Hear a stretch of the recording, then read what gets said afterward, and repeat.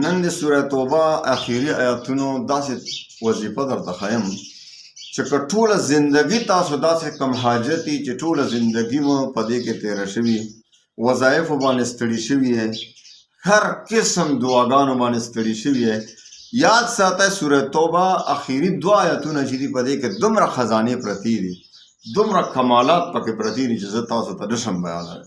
شپه ورځ که زه تاسو ته بیان کړم هغه پوره حقیقت نشم بیانولی، دومره خزانې پکې پرتې دي. نن چې درته کومه طریقه ښیم انشاءالله 4 رکعته نفل به کوئ او 4 رکعته نفلو کې په دې ترتیب سوره توبه اخري 2 آیاتونه او بیا وګوره چې څه کېږي. زندګۍ کې په خپل ټول ژوند کې یو ځل خو وکړه پته به درته ولګي انشاءالله. خو پیله نه خبره دا نه چې اول تلفظ ټیک کړئ. ډېر خلک یې موږ وظیفه کار نه کوي، نو کار به څه وکړي چې ستا تلفظ ټیک نه دی. اول تجوید سره صحیح طریقې سره قرآن به څنګه یې د آخري سوره توبه آخري 2 آیاتونه چې کوئ نو اول یې چا سره تلفظ ټیک کړه. که یو ماخویندې میندې وي هغه یې د چا زنانه سره یې زده کړي چې کوم تجربه کار یې قرآن پاک صحیح ورته ګرځي، قاریه وي.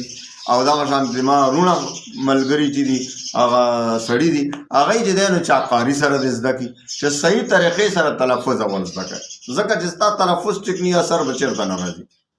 قرآن ته غلط یې پښتون په پښتو کې، پنجابی په پنجابی کې لګي، نو قرآن به تا هغه وظیفه به څه اثر وي.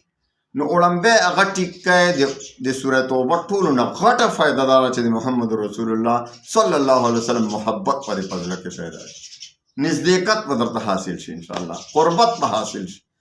نو تاسو چې په دې طریقه دا 4 رکعته نفل وکړئ انشاءالله العزیز. اوس دره طریقه ښیم بغیر د ټایم ضایع کېدو نه. 4 رکعته نفل صلات حاجت به وکړئ په دې طریقه چې اول رکعت کې به سوره فاتحه کله ووایئ نو بیا به پکې دا آیتونه 2 مبارک چې دي 11 پیرې ووایئ. لقد جاءكم رسول من أنفسكم عزيز عليه ما عنتم حريص عليكم بالمؤمنين رؤوف رحيم فإن تولوا فقل حسبي الله لا إله إلا هو عليه توكلت وهو رب العرش العظيم. دا پک 11 پیرې ووایئ سوره فاتحې نه بعد. یو رکعت دې پوره کو، دویم رکعت کې بیا سوره فاتحې نه بعد 21 پیرې ووایئ. ترتیب ته ښه غوږ کېدی، ترتیب باندې ځان پوه کړئ. دویم رکعت کې به 21 پیرې سوره توبه آخري 2 آیاتونه ووایئ. بیا د هغه هم پوره کو، دریم رکعت کې به 11 پیرې ووایئ، یعنی 10 به زیاتی. او بیا 4م رکعت کې به سوره فاتحې نه بعد سوره توبه آخري 2 آیاتونه 140 ځله ووایئ. 140 ځله چې دی ووایي 4 رکعته دې پوره کړل، بیا به 100 پیرې کښېنې درود شریف ووایئ.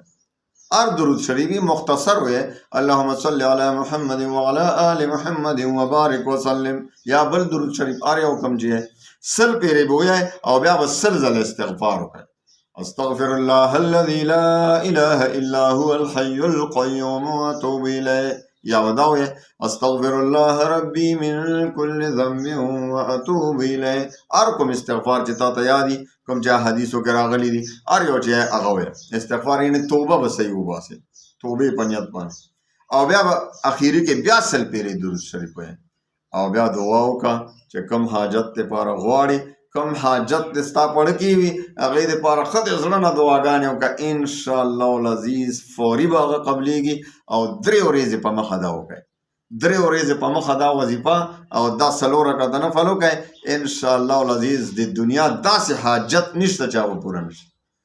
دا نشته پکې چې فلاني حاجت دپاره، هغه ستا هر حاجت چې وي، هر ټینشن، هر پریشانی، مالی پریشانی، جانی پریشانی، جادو پریشانی، دشمن پریشانی، د کاروبار پریشانی، دکاندارۍ پریشانی، دنیا کې داسې پریشانی نشته چې هغه به دا به پکې کار نه کوي. چې ستا څه حاجت وي الله نه وغواړه، نیک او جایز حاجت، ناجایزه دپاره نه. انشاءالله العزیز ته بیا وګوره نو یو تلفظ ټیک کړئ، بل 5 وخته مونځ شرط، او بل د رزق حلال طلب، او بیا دا وظیفه وکړئ. ما ته اجازت دی، دا ما ته د ډېرو لویو شیخانو نه ملو شوي ده او تاسو ته مې نن د زړه خبره وکړه او د زړه نه مې درته دا د اخلاص سره تاسو ته وظیفه درکړه. الله دې قبوله کړي او الله دې موږ دپاره هم د صدقه جاریه وګرځوي چې ستاسو حاجت پوره شي. موږ دپاره صدقه جاریه ده که ستاسو پریشانی ختم شي، د مانونو خویندو مسلمانانو پریشانی ختم شي. دا موږ د پاره صدقه جاریه ده، که یو مسلمان ته هم فایده ورسېدله نو انشاءالله العزیز خیر الناس من ينفع الناس. حدیث مبارک دی چې تاسو کې بهترین هغه دی چې خلکو دپاره بهتري، انسانانو دپاره بهتري، نو چې هغوی ته فایده ورسوي. خیر الناس من ينفع الناس، تاسو کې بهتر هغه دی چې هغه خلکو ته فایده ورسوي. نو الله پاک د تاسو ټولو ته فایده ورسوي د دې نه. الله دې تاسو خوشحال کړي، الله مو ټولې پریشانۍ ختمې کړه. بس په صحیح طریقې سره ښه ترتیب واورئ، ښه غور سره، او بیا انشاءالله په هغې عمل شروع کړئ. انشاءالله العزیز ټول حاجتونه مو الله پوره کړي.